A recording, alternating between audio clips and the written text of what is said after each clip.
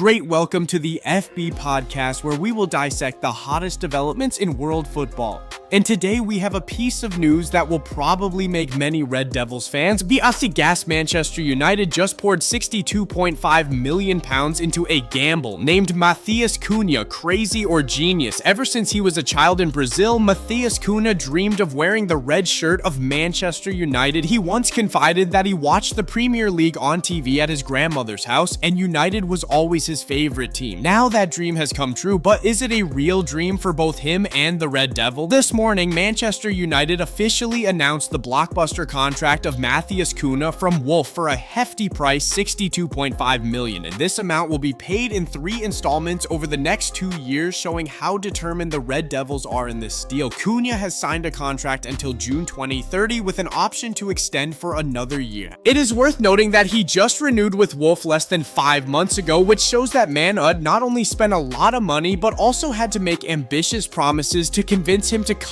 to Old Trafford. With an expected salary of around £200,000 per week, Cunha will become the 4th highest paid player in the squad, behind only Casemiro, Bruno Fernandes, and Mason Mount. Director of football Jason Wilcox could not hide his satisfaction, insisting that Matheus Cunha was one of the club's main priorities this summer, and they were delighted to have completed the deal early. After a nightmare season at Old Trafford, closing this deal quickly is not only a victory at the negotiating table, but also has a great meaning for the future of Manchester United under coach Ruben Amorim. It seems that Amorim has identified a new center for his attacking system, no more half-hearted gambles with unstable strikers, and no longer waiting for the maturity of Rasmus Højlund like a miracle. Matheus Cunha is a ripe option, experienced in the Premier League, knows how to handle pressure, and most importantly, knows how to score goals. Did you know last season Man Ud only scored 44 goals in the Premier League, the lowest number in the tournament era? Clearly they need someone who can solve the problem of scoring and inspiring. Cunha scored 15 goals and had 6 assists last season despite playing in an unstable Wolf team. So 62.5 million is no longer a high price, but the price to pay for a new start, a statement of ambition. What particularly interests me is the tactical compatibility between Cunha and Ruben Amorim. Unlike many previous signings who were brought to Old Trafford for their name or commercial value, Cunha was targeted for purely technical reasons. He fits the style of play, the formation, and the tactical requirements that Amorim is trying to implement. The Portuguese coach is pursuing a 3-4-2-1 model, a system that emphasizes flexible transitions and especially the role of 2 players behind the striker. Cunha was familiar with the same position when he played for Wolfsburg in the 2024-2025 season, often playing on the left behind the striker, operating effectively in the space between the defenders and midfielders. He can receive the ball turn and create dangerous situations with just one move. Experts highly appreciate his ability to handle tight spaces and his off-the-ball movement. Cunha ranks 12th among Premier League forwards for the number of passes received from open play, showing that he not only moves intelligently, but also occupies the right spaces to help his teammates progress the ball forward. But Cunha's greatest strength is his ability to hold up the ball and create impact from his dribble. Last season, he ranked 4th in the Premier League for dribbles into the opposition's half with 95 and 9th for dribbles past opponents with 125. These numbers are far from dry, reflecting the way he dominates one-on-one situations and opens up the playmaking that Amorim needs from his number 10s. Don't forget his Olympico corner kick against Manchester United on Boxing Day last season. It wasn't just a flash of brilliance, it was a visual reminder of his ability to create surprises even from seemingly harmless positions. The fact that a player like Cunha, who is both suitable for the role and has a clear physical, technical, and fighting spirit, was chosen to become the centerpiece of the new tactical structure was a calculated move. That was a contract that Amorim knew how to use, and that was something that was rare in recent transfer windows at Old Trafford. If there's anything that makes Matheus Cunha's signing go beyond numbers and tactics, it is his personality.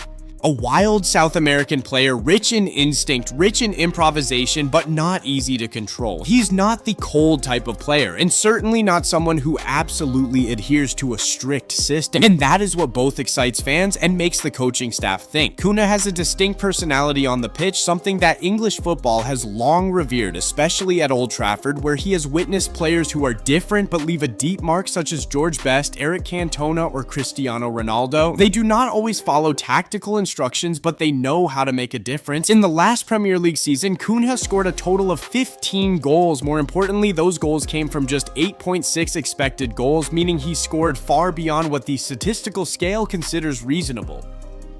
He also played a key role in Wolves' attack, scoring 38.9% of the team's total goals in a squad lacking quality up front. That shows the mettle of a player willing to take responsibility. But that freedom also comes with big questions. That Wolf Cunha has been controversial not just because of his performance, but also because of his reactions on the pitch. He was suspended for protesting against the referee in games against Southampton and Bournemouth. While these incidents were not serious enough to have long-term effects, they were still a sign that Cunha is not a gentle, easy to tame player. Laurie WW of The Atlantic once commented on Cunha that his ability to hold the ball up is an important factor to consider in Amorim's system. Amorim typically uses two number 10s in two different roles, one who creates and one who penetrates in behind the defense. Cunha can combine both, and what makes him special is his ability to take on opponents and his clear goal-scoring instinct. Cunha's versatility is clearly recognized, but it also implies that finding the best use of both aspects of him is no easy task.